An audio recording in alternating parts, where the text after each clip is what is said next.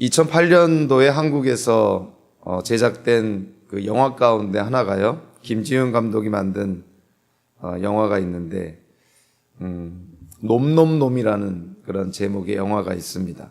물론 이거는 풀네임은 아니고요. 약자인데 이 영화의 진짜 전체 그 제목은 좋은 놈, 나쁜 놈, 이상한 놈이라는 그러한 제목입니다. 보신 분들도 있을지 모르겠지만요. 영화 속에 나타나는 세 명의 캐릭터를 이렇게 묘사한 것이죠. 그래서 어떤 그 역할은 좋은 놈의 역할이고 어떤 역할은 나쁜 놈의 역할이고 또 어떤 역할은 이상한 놈의 역할입니다.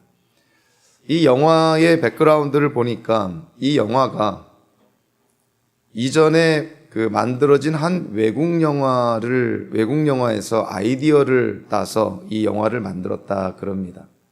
그러면 2008년도 한국 영화에 어떤 아이디어를 제공한 영화는요, 1966년도에 만들어진 영화인데 클린트 이스트우드가 주연으로 나온 영화입니다. 우리나라 말로 제목은 석양의 무법자. 근데 원어적으로 보니까 원래 제목은 한국말로 번역하면 좋은 놈, 나쁜 놈, 추악한 놈 이런 제목입니다. 이 영화 제목에서 아이디어를 따서 2008년도에 이 좋은 놈, 나쁜 놈, 이상한 놈이라는 영화가 만들어진 것이죠. 제가 갑자기 영화 얘기를 한 이유가 영화 안에 나타난 그런 세 명의 캐릭터를 이 제목이 묘사를 한 겁니다. 그래서 어떤 캐릭터는 좋은 역할로, 어떤 캐릭터는 나쁜 역할로, 또 어떤 캐릭터는 이상한 역할이나 추악한 역할로 그렇게 묘사가 된 것이죠. 영화 속에만 세 부류의 사람들이 존재하는 것이 아니라 안타깝지만 현실은 교회 안에도 여러 부류의 사람들이 존재합니다. 좋은 사람이 있는 반면에 나쁜 사람도 있고 본받을 사람이 있는 반면에 우리가 피해야 될 사람들도 있고 또 칭찬할 그런 사람들이 있는 반면에 또 꾸짖고 또 징계해야 될 그러한 사람들도 존재하는 그것이 이 땅에 존재하는 가시적인 교회, 우리가 속해 있는 교회의 현실입니다. 요한 3서는 사도 요한이 세 번째로 쓴 서신서인데요. 기억하기도 좋게 요한 3서, 세 번째 쓴 서신서 안에 세 명의 아주 독특한 기독교인들이 등장을 합니다. 이 세 명의 기독교인들을 통해서 우리가 이 땅을 살 때 어떠한 모습으로 성도로서의 삶을 살아가야 될지를 우리가 함께 깨닫는 그런 시간이 되기를 바라는데요. 도전도 받을 수도 있고 격려를 받을 수도 있고 경우에 따라서는 책망을 받을 수도 있습니다. 그래서 오늘 본문은 우리가 함께 나눌 때 이 세 명의 캐릭터, 인물들에게 초점을 맞추어서 우리가 오늘 이 요한 3서라는 말씀을 함께 나누고자 합니다. 첫째로요, 1절부터 8절까지를 통해서 좋은 사람이 한 명 등장을 합니다. 사도 요한이 묘사하는데요. 자, 오늘 1절을 통해서 보니까 일단 서신서는 항상 서론 부분에서 이 서신서, 편지를 쓴 사람이 누구고 그리고 누구에게 이 편지를 쓰고 어떠한 목적으로 이 편지를 쓰는지가 잘 나옵니다. 1절에 보면 장로인 나는 이런 표현이 나오죠. 이거는 요한이서에서 똑같은 표현이 나옵니다. 여기서 장로인 나는 누구를 의미하냐면 다름 아닌 사도 요한을 의미하는 것이죠. 요한복음과 요한 1서, 2서, 요한 계시록까지 쓴 사도 요한이 바로 이 요한 3서의 저자다 이렇게 밝히고 있습니다. 1절 후반부에 보니까 이제는 저자가 누구에게 이 편지를 썼는지 구체적으로 밝힙니다. 요한 2서에서는 이름을 밝히지 않고 하나의 그 지역 교회 공동체에 보낸 서신서로 이해를 하는데 요한 3서는 이 편지를 받는 사람의 이름을 명시하고 있습니다. 1절 후반부에 사랑하는 가이오, 곧 내가 참으로 즉 진리 안에서 사랑하는 자에게 편지하노라. 그러니까 사도 요한이 가이오라는 사람에게 편지하는 것이죠. 사도 요한이 잘 아는, 그리고 사도 요한이 아끼는, 그리고 사도 요한이 자랑스러워하는 이 가이오라는 사람한테 이 요한 3서라는 서신서를 씁니다. 도대체 이 가이오가 누굴까? 학자들이 여러 가지로 생각을 합니다. 신약 성경에서 가이오라는 이름이 3번 등장합니다.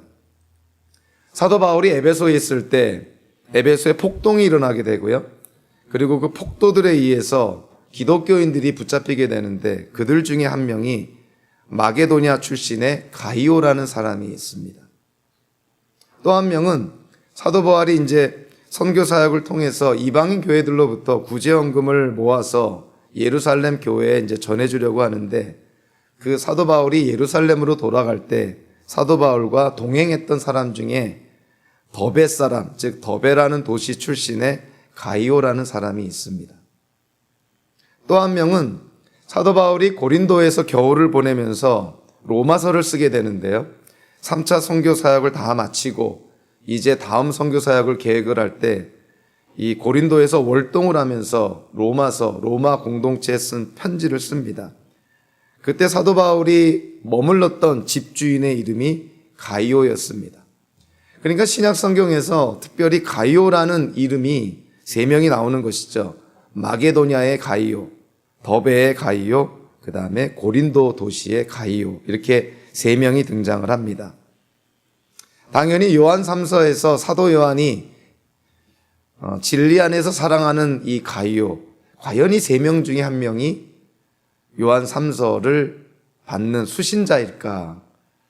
뭐 그런 가능성을 우리가 두고는 있죠. 그렇지만 이 당시에 초대교회 당시에 가이오라는 이름이 상당히 보편적인 아주 파퓰러한 그러한 이름이었음을 우리가 기억을 한다면 꼭 신약 성경에서 언급된 이 3명의 특정한 가이오라는 사람이 요한 3서의 수신자라고 우리가 바라볼 것이 아니라 이 요한 3서에서 언급된 가이오는 사도 요한이 잘 아는 한 지역교회의 평범하지만 신실하고 영적인 아주 성숙한 기독교인 지도자, 이렇게 이해하는 것이 보다 성경적으로 바른 해석이라고 봅니다. 사도 요한이 이 3절부터 8절까지를 통해서 이 가이오를 칭찬을 합니다. 가이오에 대해서 2가지를 칭찬하죠. 첫째는 가이오가 진리대로 살았다, 이런 말을 합니다. 3절 4절을 한번 이렇게 보시면 형제들이 와서 내게 있는 진리를 증언하되 내가 진리 안에서 행한다 하니 내가 심히 기뻐하노라. 내가 내 자녀들이 진리 안에서 행한다 함을 듣는 것보다 더 기쁜 일이 없도다. 즉 사도 요한이 가이오를 자랑스럽게 여기는데 이유가 뭐냐면 그가 진리 가운데 살고 있다는 것입니다. 빌라도가 예수님께 도대체 진리가 무엇이냐, 이런 질문을 했죠. 성경에서는 예수님이 진리다, 이런 말씀을 합니다. 우리가 잘 알고 있는 이 사형리에서 언급된 이 세상을 또 인류를 구원하시고자 하는 하나님의 그런 구원의 계획, 그런 구속사적인 그런 과정, 그것이 진리인 것이죠. 사도 요한이 요한 1서와 요한 2서를 통해서 진리를 구체적으로 뭐라고 표현하고 있냐면 역사적인 예수가 인간의 몸을 갖고 이 땅에 오신 하나님께서 예언하시고 약속하신 메시아요 그리스도이심을 믿는 것, 즉 예수님이 그 성육신하신 하나님이시며 메시아며 그리스도라는 사실, 이것이 바로 진리라는 것입니다. 가이오는 그 진리에 맞춰서 살았다, 이렇게 말을 하는 것이죠. 즉 예수님께서 창조주 하나님이실 뿐만이 아니라 이 세상을 붙들고 계시는 보존주 하나님이실 뿐만이 아니라 우리를 구원하시는 구원자이실 뿐만이 아니라 우리 인생의 주님이 되어주심을 이 가이오는 믿었던 것이죠. 예수님께서 주님이 되어주시니 예수님의 말씀과 예수님의 계명을 따라 사는 것은 성도로서 당연한 모습이죠. 가이오가 진리대로 행했기 때문에 이 사도 요한은 이 가이오를 자랑스러워합니다. 사도 요한은 이 가이오에 대해서 언급을 하면서 가이오가 진리대로 행했을 뿐만이 아니라 이 5절부터 8절까지를 통해서 보니까 가이오는 또 사랑을 따라 살았다, 사랑을 따라 행했다, 이렇게 말하고 있습니다. 사실 진리로부터 사랑이 나오는 것이죠. 진리로부터 은혜가 나오는 것이죠. 예수 그리스도의 진리 되심을 통해서 가이오가 이 땅을 살아갈 때 사랑을 따라 살았음을 성경은 우리에게 말씀해 주고 있습니다. 6절부터 8절까지를 보니까 사도 요한이 그 가이오의 인생에 대해서 이렇게 말합니다. 그들이 교회 앞에서 너의 사랑을 증언하였느니라. 내가 하나님께 합당하게 그들을 전송하면 좋으리로다. 이는 그들이 주의 이름을 위하여 나아가서 이방인에게 아무것도 받지 아니함이라. 그러므로 우리가 이 같은 자들을 영접하는 것이 마땅하니 이는 우리로 진리를 위하여 함께 일하는 자가 되게 하려 함이라. 사도 요한이 가이오를 칭찬한 것이 뭐냐면 가이오가 사랑을 베풀었다는 것이죠. 근데 사랑을 누구에게 베풀었다고 말하고 있냐면 손님들에게, 나그네에게 베풀었다는 것이죠. 여기서 말하는 손님과 나그네는 그냥 뜨내기 손님이나 나그네가 아니라 이 당시에 지역을 다니면서 하나님 나라의 복음을 증거하고 예수님을 증거하는 순회하는 그런 성경 교사, 순회하는 그런 선교사, 이렇게 이해가 됩니다.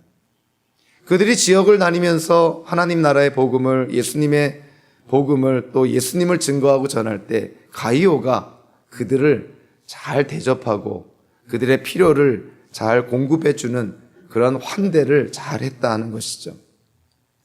실제로 예수님의 그런 가르침에 근거해서 사도 바울도, 베드로도, 히브리서 기자도 나그네를 대접하는 것이 기독교인들의 당연한 행위다라고 강조를 합니다.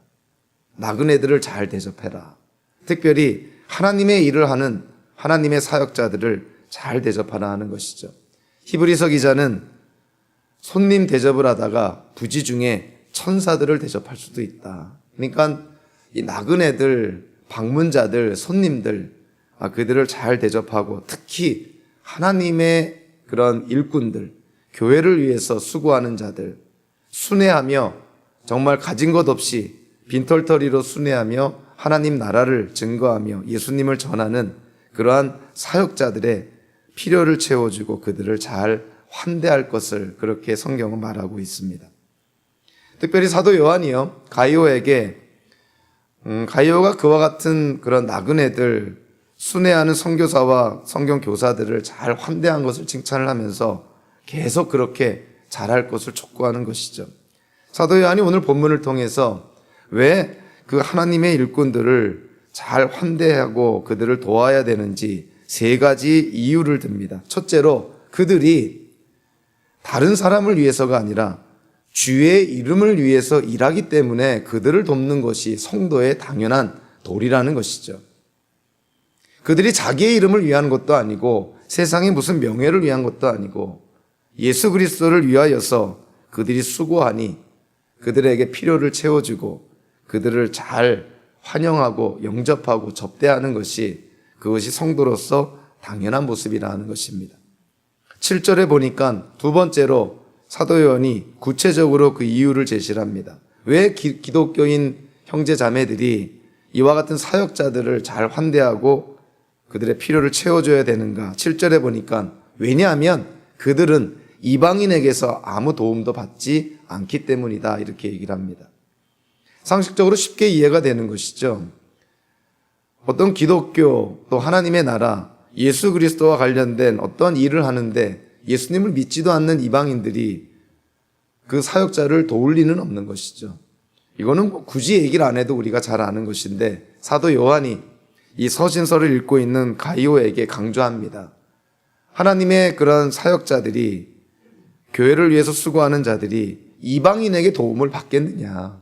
그거는 상식적으로 일어나지 않는다. 그들의 필요를 채워줄 수 있는 사람은 다름 아닌 예수 안에서 형제 자매, 너희들이 그 필요를 채워줘야 되지 않겠느냐, 이렇게 강조하는 것이죠. 세 번째 이유를 제시하는데 왜 그들을 도와야 되는지, 세 번째 이유는 그들을 돕는 것이 그들과 동역하는 것이기 때문에 그렇다는 것입니다. 즉 어떤 사람들은 자기에게 주어진 환경 때문에 실제로 이런 사역의 최전방에 나아가서 사역을 할 수가 없는 상황에 처한 분들이 많이 있죠.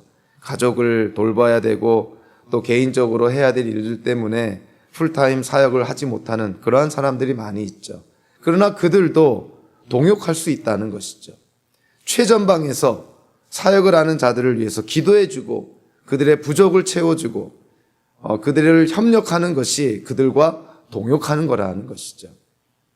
직접 최전방에서 사역은 못하더라도 얼마든지 그들과 최전방에서 사역하는 사역자들과 동역할 수 있다는 것입니다.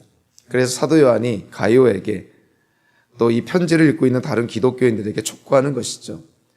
여러분들이 이 하나님의 나라를 위해서 수고하는 자들을 위해서 그들을 환영하고 또 그들의 필요를 채워주고 또 그들과 동역하는 그것은 성도로서 당연한 모습입니다. 저와 여러분들도 이 땅을 살 때 어떤 사람은 선교사로 또 목사로 또 기독교 단체 기관으로 또는 평신도 사역자로 이런저런 모양으로 최전방에서 하나님의 일을 감당을 합니다. 그러나 거의 대부분의 기독교인들은 그렇지 못하죠. 후방에서 그들을 지원하겠죠. 여러분들 어떻게 지원하겠습니까? 필요한 물질을 공급하고 그들에게 기도해주고 또 그들의 필요가 있으면 힘을 있는 힘껏 다해서 그들의 필요를 채워주는 것. 그것이 바로 여러분들이 해야 될 일들이고 그렇게 함으로써 여러분들도 동역하는 것이 되는 것이죠. 사도 요한이 이 가이오에게 요한 3서를 쓰면서 이 가이오에게 요한 3서를 쓴 이유를 사실은 2절에 얘기를 합니다. 사랑하는 자여 내 영혼이 잘됨 같이 내가 범사에 잘되고 강건하기를 내가 간구하노라. 이 목적으로 이 요한 3서를 씁니다. 이 편지를 읽고 있는 이 가이오가 사도 요한의 바람대로 영혼이 잘돼서 범사가 잘되고 강건하게 되기를 사도 요한은 원한다 하는 것이죠. 요한 3서의 이 2절은요, 우리 한국 기독교인들에게 굉장히 유명한 성경 구절입니다. 소위 말하는 형통 신학의 근거가 되고 또 삼박자 구원이라는 그런 신토부리 그런 용어의 근거가 되는 것이 요한 3서 2절인 것이죠. 영혼이 잘 되면 범사가 잘 되고 여기서 범사가 잘 된다는 것을 경제적이고 사업적인 번영으로 제안을 하고 그리고 강건하다는 것을 신체적인 건강으로 이해해서 영적으로 잘 되면 물질적으로도 축복받고 또 건강하고 장수하는 것이 그것이 기독교인들이 누리는 것이고 또 그와 같은 것들을 추구해야 되는 것이구나. 이런 어떤 형통신학, 이 삼박자 구원의 어떤 근거가 되는 구절이 요한 3서 2절인 것이죠. 결과론적으로 얘기를 하면 그와 같은 성경 해석은 성경을 잘못 해석한 것이고 어찌 보면 왜곡한 것이고 주해를 한 것이 아니라 억해를 한 것이죠. 억지로 해석을 한 것이죠. 인간의 생각이 파고 들어가서 성경의 말씀을 그대로 이해를 한 것이 아니라 자기가 하고 싶은 얘기를 그냥 해버리게 된 것이죠. 그래서 요한 3서 2절은 한마디로 말하면 한국 기독교를 망친 성경 구절입니다. 이것 때문에 한국 기독교가 망해가고 있고 지금 망가진 결과들이 우리 안에 지금 다 나타나고 있는 것이죠. 교회에 와서 신앙생활을 한다는 것이 이 삼박자 구원 형통신학에 근거해서 잘 먹고 잘 살고 남편 승진하고 자식들 공부 잘하고 식구들 건강하게 사업 번창해서 이 땅에서의 세속적인 그러한 어떤 영화를 누리려고 세속적인 번영을 누리려고 세속적인 축복을 바라고 그러한 차원에서 신앙생활을 한 것이 현대 한국교회에 정말 이 세상으로부터 지탄받는 그러한 모습이 되어버린 것이죠. 이 요한 3서 2절이 바로 그 주범인 것입니다. 자, 우리가 요한 3서를 우리가 한번 그래서 오늘 좀 이 요한 3서 2절을 좀 바르게 이해할 필요가 있습니다. 도대체 왜 그와 같은 잘못된 해석이 나왔는가? 요한 3서 2절을 보면요. 사랑하는 자여 그럽니다. 누구를 지칭하는 것입니까? 당연히 가이오를 지칭하는 것이죠. 가이오, 사랑하는 자여. 내 영혼이 잘됨 같이 내가 범사에 잘되고 강건하기를 내가 간구하노라. 삼박자 구원, 형통신학에 근거해서 이 부분을 세 부분으로 나눈 것이죠. 영혼이 잘되는 것, 범사가 잘되는 것, 세 번째가 강건하는 것. 이렇게 세 부분으로 나눴는데 원어적으로 보면 이거는 세 부분으로 나눠져서는 안 되는 것이고 두 부분으로 나눠야 됩니다. 영혼이 잘된 것, 그리고 범사에 잘되고 강건하는 것. 이렇게 두 부분으로 나눠질 수 있는 것이죠. 세 부분으로 나누는 것은 그건 억지 해석인 것입니다. 또 하나, 범사에 잘되고를 구분했고 강건하는 것을 구분했는데, 사실 원어적으로 보면 이 범사라는 단어에 잘됨과 강건함이 다 걸립니다. 그러니까 이거는 범사에 잘되고가 별개고 강건함이 별개가 아니라 범사에, 즉 모든 일에 가이오가 잘되고 강건하기를 원한다는 것입니다. 그런데 삼박자 구원 형통신학에서는 이걸 어떻게 해석을 합니까? 범사에 잘된다는 것을, 이 잘된다는 번역을 그냥 전체적인 그러한 어떤 의미로 잘된다고 이해를 하는 것이 아니라 꼭 물질적으로, 경제적으로, 재정적으로 잘되는 것, 그렇게 왜곡해서 해석을 한 것이죠.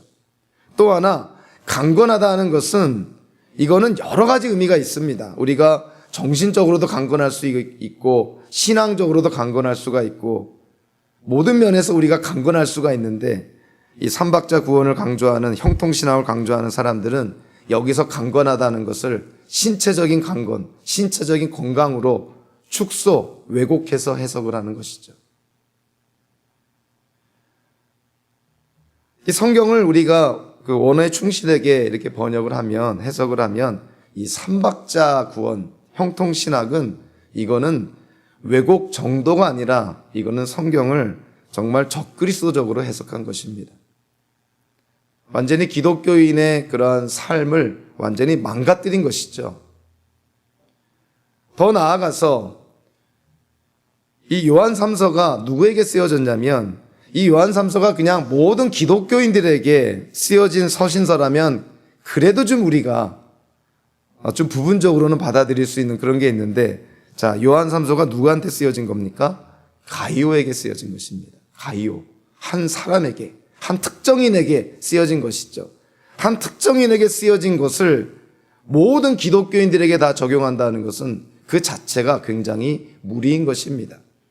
그리고 표현을 보면 사도 요한이 가이오에게 명령한 것이 아니에요. 이렇게 살아야 된다고 당위성을 주장한 것이 아닙니다. 어떤 필연성을 주장한 것이 아니죠. 뭐라고 표현합니까? 내가 강구하노라. 내가 그렇게 살면 좋겠다. 그렇게 살기를 바란다. 이런 것입니다.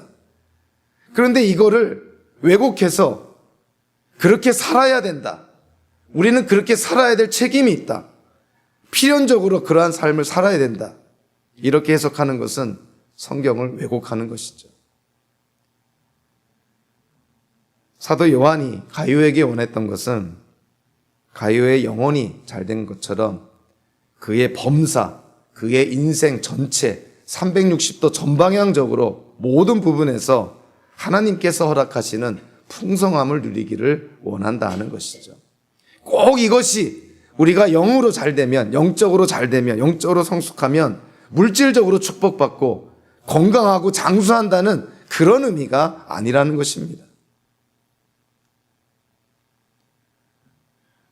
그렇게 생각한다면 예수님을 포함해서 예수님의 제자들을 다 제명대로 살지 못하고 다 죽었는데, 그럼 그들은 이 요한 3서 2절을 삼박자 구원처럼 해석한다면 하나님의 축복받은 자들이 아니라 다 하나님의 저주를 받은 자들밖에 되지 않는 것이죠.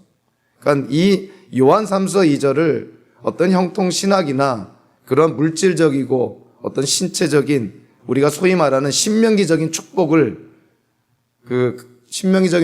보장해주는 구절로 이해를 한다면 이거는 성경을 정말 크게 잘못 해석하는 것이고, 이거는 왜곡 정도가 아니라 정말 이거는 적그리스도적인 해석입니다. 결국 그 결과가 이 요한 3서 2절을 형통신학으로 삼박자 구원으로 구원받고 영적으로 성숙한 기독교인들은 물질적으로도 축복받고 건강할 수밖에 없다는 이러한 형통신학에 근거한 한국 기독교의 모습이 현재의 모습인 것이죠. 그래서 교회는 커야 되고 사람들은 많이 모여야 되고 물질은 많을수록 좋고 화려하면 좋고, 그러니 몇 천억짜리 건물을 세우고 한국 기독교를 망친 성경 구절이 요한 3서 2절입니다. 그래서 적어도 저희들만큼은 이 성경 구절을 왜곡하지 말고 있는 그대로 받아들여야 됩니다.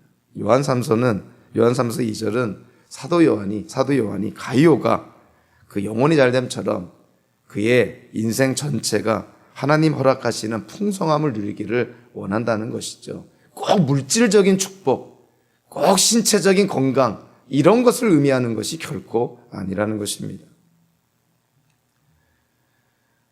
사도 요한은 이 가이오에 대해서 자세하게 묘사를 합니다. 가이오가 어떤 사람이다. 그러면서 오늘 본문을 보니까 이제 9절 10절에서 좋은 사람만 묘사한 것이 아니라 이 공동체 안에는 나쁜 사람도 있다는 것을 또 강조를 합니다.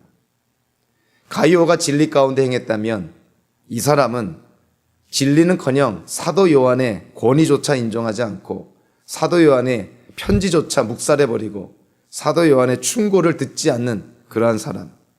가이오가 순회하면서 복음을 전하는 하나님의 그런 사역자들을 환대했다면 이 사람은 그들을 환대하지 않았을 뿐만이 아니라 그들을 환대하려는 다른 동료 기독교인들을 못하게 하고 심지어는 자기 말을 듣지 않는 사람들을 교회에서 쫓아내는 출교까지 시켰다는 것입니다. 가이오가 그의 믿음의 형제들을 사랑했다면 이 사람은 형제를 사랑하지 않고 형제 위에 군림하려 했습니다. 즉 보스 역할을 하려고 했다는 것이, 우두머리 역할을 하려고 했다는 것이죠. 자, 그 사람의 이름이 뭐라고요? 9절에 보니까 디오드레베. 이 사람의 이름은 예수님 오실 때까지 계속 사람들 입에 회자될 것입니다. 디오드레베. 사도 요한은 그가 공동체에서 행한 4가지 잘못을 지적을 합니다. 첫째로 9절에 보니까 이 디오드레베가 우리를 맞아들이지 아니하였다. 즉 사도 요한을 인정하지 않고 사도 요한의 권위를 인정하지 않고 이 9절에 보니까 내가 두어 자를 교회에 썼으나 즉 사도 요한은 이 요한 3서를 쓰기 전에 이미 그 교회에다가 어떠한 편지를 쓴 것이 분명합니다. 누구 손에 들려서 편지를 전해준 것이죠. 요한 3서 문맥을 통해서 보니까 사도 요한이 그 편지를 쓴 내용이 뭐냐면 그 당시에 순회하는 하나님의 사역자들을 어떻게 잘 이렇게 환대하고 그들의 필요를 어떻게 채워주고 어떤 그러한 가이드라인을 제시를 했을 것입니다. 그런데 이 디오드레베가 어떻게 했다고요? 사도 요한을 맞아들이지 않았다. 즉 사도 바울의 권고도 무시하고 사도 바울의 편지도 묵살해버리고 사도 바울의 권위를 인정하지 않았다는 것이죠. 두 번째로 이 디오드레베가 잘못한 게 뭐냐면 10절에 보니까 악한 말로 우리를 비방하였다 이렇게 얘기를 합니다. 디오드레베가 사도 요한의 권위를 인정하지 않고 사도 요한을 무시하고 사도 요한이 쓴 편지를 아예 그냥 묵살해버리는 그러한 행위, 자신의 행위를 정당화하려다 보니까 여러분들 자기의 행위를 정당하려면 특히 그 행위가 옳지 않은 행위일 때 자기 행위를 정당하려면 어떻게 합니까? 다른 사람들을 비방하죠. 다른 사람들을 손가락질하고 다른 사람들에게 책임 전가합니다. 책임감 있는 사람은 자기가 선택한 것에 대해서 책임을 지는 것이죠. 기독교인들도 잘못할 수 있습니다. 실수할 수 있습니다. 사회의 지탄을 받는 죄를 지을 수도 있는 것이죠. 우리라도 그러한 어떤 유혹과 미혹하는 그런 함정에 안 빠질 수가 없습니다. 우리도 다 그런 유혹에 빠질 수가 있는 것이죠. 그러나 기독교인들은 자기가 지은 죄에 대한 책임은 져야 됩니다. 잘못했으면 인정하고 회개하고 다시금 하나님 앞에 나와야 되는 것이죠. 근데 디오드레베가 잘못한 게 뭡니까? 사도 요한의 권위를, 사도 요한의 충고를, 사도 요한의 편지를 철저하게 무시하면서 자기의 행위를 정당화하려다 보니까 악한 말로 사도 요한 일행을 비방하였다는 것입니다. 비판하고 비방하고 정죄했다는 것이죠. 여기서 이 비방하다라고 번역된 이 단어가 신약 성경 전체에서 오직 유일하게 여기에서만 사용됩니다. 아주 특별한 단어죠. 이런 단어들이 있어요.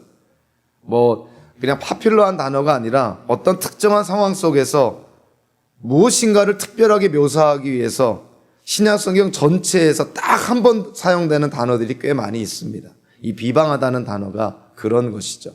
근데 이 단어가 어디에서 나왔냐면, 여러분들 물이 이렇게 끓으면 그 거품이 있지 않습니까?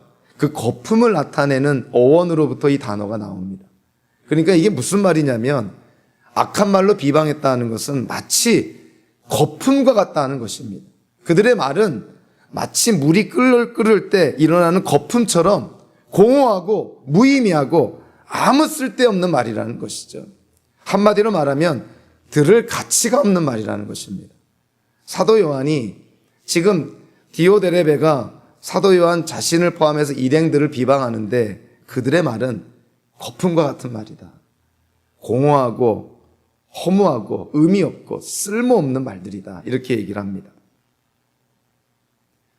그래서 만약에 그런 사람들이 주변에 없어야겠지만, 정말 교회 안에서 만약에 누군가가 입에 거품을 물고 누군가를 비난하고 손가락질하고 정죄한다면 디오데레베를 연상하시면 됩니다. 아, 디오데레베가 이랬던 모양이구나, 이렇게 이해를 하시면 됩니다.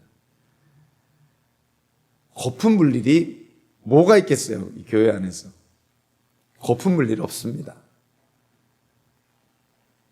디오데레베는 자신의 행동을 정당하려다 보니까, 자기의 죄를 감추려다 보니까 더 세게, 더 심하게 사도 요한을 비방했던 것이죠. 그래서 우리가 정직하게 우리의 삶을 바라보면, 우리가 누군가를 정도 이상으로 지나치게 비판하고 비난하고 정죄하잖아요. 우리 안에 뭔가가 있습니다. 상식 밖의 그런 어떤 모습에는 항상 우리 안에 무엇인가가 있는 것이죠. 다른 사람들은 아무 문제 없는 것도 어떠한 것이 나에게 특별히 마음에 와닿고 내 마음을 아프게 하고 그러한 것에 너무나 민감하게 우리가 반응한다면, 그거는 외부의 문제가 있는 것이 아니라 나에게 뭔가가 문제가 있는 것이죠.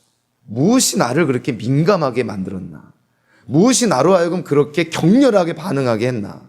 무엇이 나로 하여금 거품을 물 정도로 그렇게 비판하고 비난하고 정죄했나? 바깥의 문제가 아니라 내부의 문제인 것이죠. 만약에 우리가 그런 일은 좀 없기를 바라지만, 우리의 인생 속에 만약에 상황 속에서 그러한 일이 발생한다면 여러분들 먼저 자신을 돌아봐야 됩니다. 자기를 성찰해야 됩니다. 내 안에 무슨 아직 풀리지 않는, 하나님 안에서 해결되지 않는 무엇인가가 있나? 좀 개인적인 얘기지만, 부부 생활 하다 보면 잘 지내다가 어떤 사소한 것에 배우자를 확 뒤집게 만드는 그런 경우가 있죠. 우리가 생각할 때는 아무 일도 아닌데 왜 이렇게 화를 내지? 왜 이렇게 민감하게 반응하지? 나중에 얘기를 해보면 이해가 되는 거예요. 그런 일이 있었구나. 저도 아무 일도 아닌데 갑자기 민감하게 반응하고, 정말 속된 말로 뚜껑이 열려서 입에 거품 물고 막 정말 꼭지가 도는 그런 상황에 빠질 때가 있습니다. 그럴 때는 예외 없어요. 아직도 내 안에 풀리지 않는 문제가 있어서 그런 것입니다. 다른 사람에게 문제가 있는 것이 아니죠. 인간의 죄성은 자기 문제를 다른 사람 탓으로 돌립니다. 디오데레베가 그런 것이에요. 자기가 죄를 지어놓고 자기가 사도 요한한테 못할 짓을 해놓고 그것을 정당화하려다 보니까, 합리화하려다 보니까 입에 거품을 물고 사도 요한을 비난하고 비방하고 정죄했던 것입니다. 사도 요한은 디오데레베가 잘못한 세 번째가 뭐냐면, 형제들을 맞아들이지 않았다. 여기서 말하는 형제는 그냥 교회 안에서 같이 신앙생활하는 그런 형제들이 아니라 순회하면서 하나님의 복음을 전하는 그런 사역자들을 의미하는 것이죠. 네 번째로, 이들은, 이 디오데레베는 자기만 이 순회하는 선교사들을 환대한 것이 아니라 다른 교인들이 그 순회하는 선교사들을 환대하는 것을 막았고요, 자기 말을 듣지 않는 그런 교인들을 출교시킵니다. 여러분들, 출교라는 의미가 뭔지 아시죠? 공동체에서 쫓아내는 것이에요. excommunication. 말 그대로 공동체와 소통을 완전히 끊게 만드는 것입니다. 그러니까 이 디오데레베라는 사람이 평신도가 아니었던 것이죠. 그 공동체 안에 뭔가 위치가 있는 사람이었죠. 결정할 수 있는 사람이었죠. 지도자였죠. 근데 교회 안에서 지도자는 어떤 사람이 되어야 됩니까? 섬기는 사람이 되어야 되잖아요.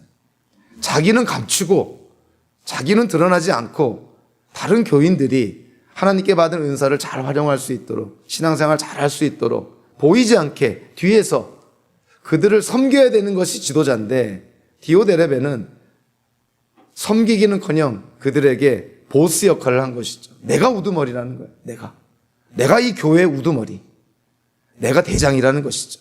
내 말을 들어야 된다는 것이죠. 내 말 안 들으니까 어떻게 한 거예요? 교회에서 쫓아낸 거예요. 성경학자들이 이 요한 3서를 연구하면서 도대체 이 디오데레베가 왜 이렇게 사도 요한과 이렇게 갈등이 있었나, 여기에 대해서 나름대로 추측을 합니다. 그래서 이 사도 요한이 요한 1서, 2서, 3서 또 요한계시록을 쓸 때가 1세기가 끝나갈 때거든요. 그러니까 예수님의 제자들은 사도 요한 빼놓고는 이미 다 죽었고 이제는 리더십이 세대 교체가 일어나는 때예요. 그래서 어떤 학자는 아마 리더십의 세대 교체 때문에 사도 요한과 지금 새로운 리더들과 어떤 갈등이 있는 것이 아닌가, 뭐 이런 측면으로 이해를 합니다. 또 어떤 사람은 디오데레베가 아마 사도 요한에게 좀 감정이 있었던 모양이다, 어떤 개인적인 그런 감정, 이렇게 또 이해하는 사람이 있는데요. 우리가 알 수는 없지만 요한 3서를 통해서 보면 사실은 원인이 나와 있어요. 이유가. 그게 뭡니까? 9절에 나와 있습니다. 자, 디오드레베가 어떤 사람이라고요? 9절에 보니까 그들 중에 으뜸되기를 좋아하는, 공동체 안에서 가장 문제가 되는 사람들이 이런 사람들이에요. 으뜸되기 좋아하는 사람들, 남들 앞에 나서기 좋아하는 사람들, 다른 사람들로부터 크레딧 받기 원하는 사람들, 더 나아가서 하나님은 안중에도 없고 내가 영광 받아야 된다고 생각하는 사람들, 이 디오드레베가 그와 같은 사람들입니다. 으뜸되기를 좋아하는 사람들. 성경에서 으뜸되기 좋아하는 죄가 사실은 가장 근원적이고 가장 심각한 죄입니다. 왠지 아세요? 이 으뜸되고자 하는 죄가 사탄이 저지른 죄이기 때문에 그렇습니다. 이사야서 14장에 보니까 이 사탄이 지극히 높으신 분, 즉 하나님보다 더 높아지려고 합니다. 하나님과 똑같이 되려는 것이 아니라, 하나님 옆에서 좀 뭔가 힘 좀 발휘하려고 이러는 것이 아니라 하나님의 자리를 내가 차지하겠다는 것이죠. 사탄이 하나님보다 더 높아지려고 했을 때 이사야서 14장 15절에 보니까 그가 수월에 떨어져 버렸다, 이런 얘기를 합니다. 높아지려고 할 때 떨어진다는 것이에요. 사탄이 대표적인 경우라는 것이죠. 디오드레베가 그러한 존재라는 것입니다. 높아지려고 하니 지금은 그 교회 안에서의 그런 포지션을 유지할지 모르지만 조만간 떨어진다는 것이죠. 그러나 이와는 반대로 우리에게 아주 좋은 모델이 되신 분이 있죠. 겸손하셔서 죽기까지 순종하시면서 우리의 죄를 대신한 대속물로까지 우리를 섬기셨던 그 예수님. 예수님이 십자가에서 죽기까지 순종하셨을 때 빌립보서 2장 9절을 보니까 하나님께서 어떻게 그를 높이셨다고 하냐면 그를 지극히 높여 모든 이름 위에 뛰어난 이름을 주셨다, 이렇게 얘기를 합니다. 낮아지고자 할 때 하나님이 높여주신다는 겁니다. 자기를 높이고자 할 때 하나님은 그를 낮추시는 것이죠. 교회에서, 공동체에서 자기를 높이고자 하는 사람을 하나님이 쓰실까요? 안 쓰실까요? 좀 질문이 잘못됐나요? 하나님이 왜 그런 사람을 쓸까요? 자기 영광을 나타내려는 사람을, 하나님께 돌릴 영광을 가로채려는 사람을 하나님이 왜 쓰겠습니까? 절대로 쓰임받지 못합니다. 여러분들의 신앙생활의 경험이 얼마나 되는지는 모르겠지만 우리가 신앙생활을 오래 하면 오래 할수록 하나님께 쓰임받을 때는 항상 우리가 낮아졌을 때입니다. 정말 바닥을 칠 때, 내 힘으로 할 수 있는 것이 아무것도 없다고 고백할 때, 하나님만 믿고 나아갑니다. 이럴 때 역사가 일어나죠. 은연중에 내가 갖고 있는 지식, 내가 갖고 있는 경험, 내가 갖고 있는 지혜, 이런 거로 뭔가를 하려고 한다면 영락없이 결과는 엉망진창이 됩니다. 하나님이 빠진 상태에서의 하나님의 일이라는 것은 좋은 결과를 맺을 수가 없겠죠.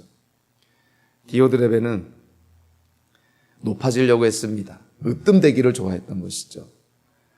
사도 요한이 얘기를 하죠. 내가 가면 그가 행한 일을 잊지 않겠다.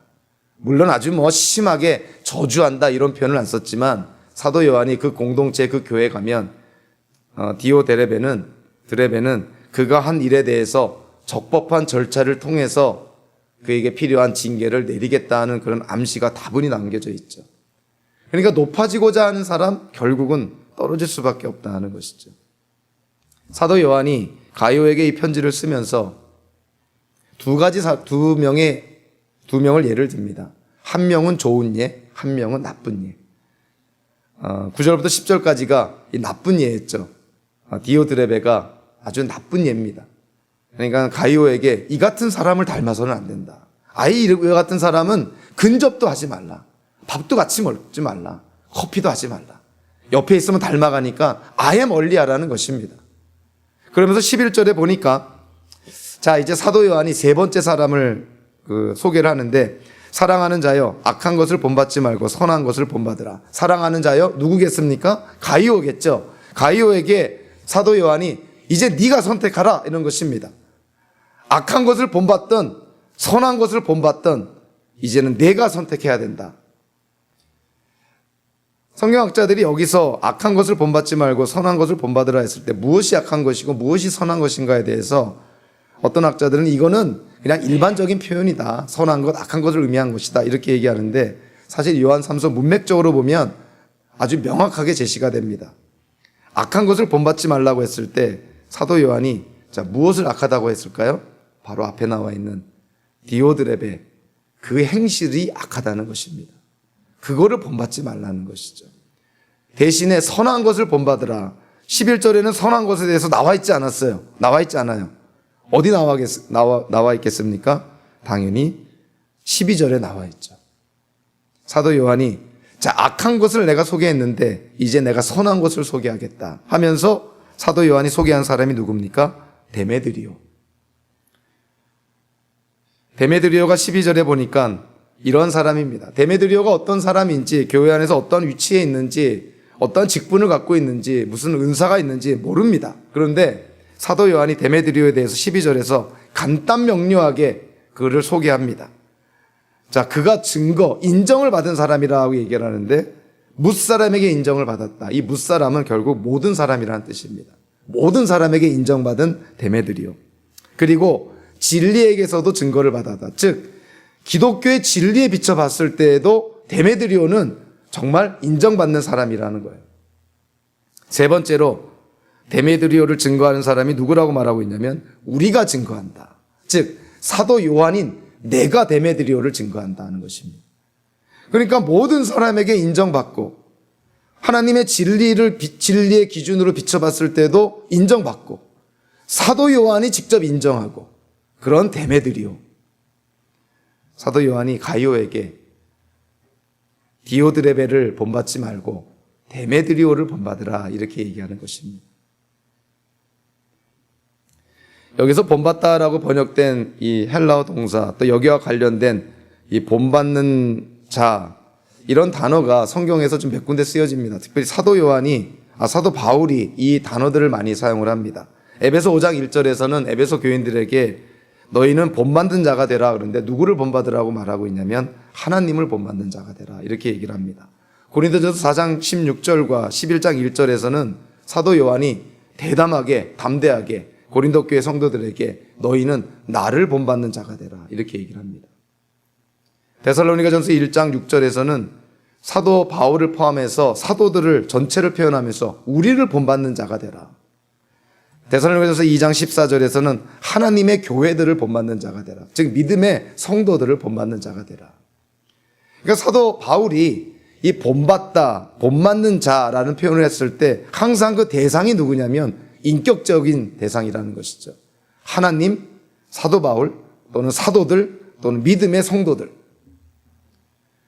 그러니까 사도 요한이 오늘 본문에서 11절에서 본받는 자가 되라 했을 때 당연히 둘 중에 하나를 택하라는 것입니다.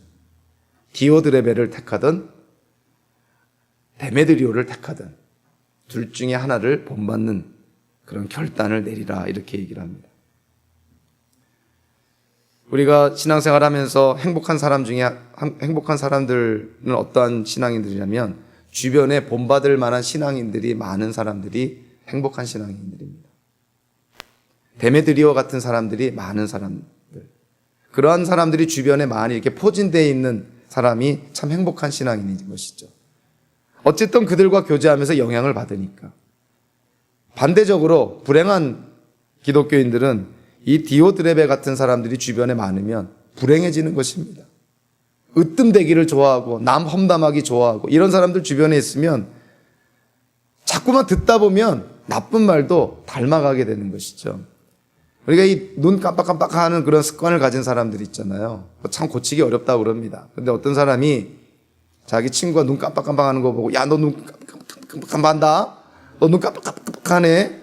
이거 몇 번 따라하다 보면 지도 눈 깜빡깜빡하게 돼요. 그러니까 안 좋은 사람, 안 좋은 환경에 자꾸 있게 되면 어쩔 수 없이 이 인간은 영향을 받는다는 것이죠. 그래서 요즘 우리 현대 기독교인들은 분별력이 참 필요로 합니다. 사람들도 분별할 수 있어야 되고, 좋은 책도 분별해야 되고, 선과 악도 분별해야 되고, 무엇이 진리고 무엇이 거짓인지도 우리가 분별할 수 있어야 됩니다. 그래서 한번 여러분들에게 도전하는 질문은, 여러분들의 인생 속에, 신앙생활 속에서 여러분들 주변에 정말 사도 요한이 가이오에게 추천한 데메드리오 같은 사람이 주변에 있었는가 한번 질문해 보라는 것입니다.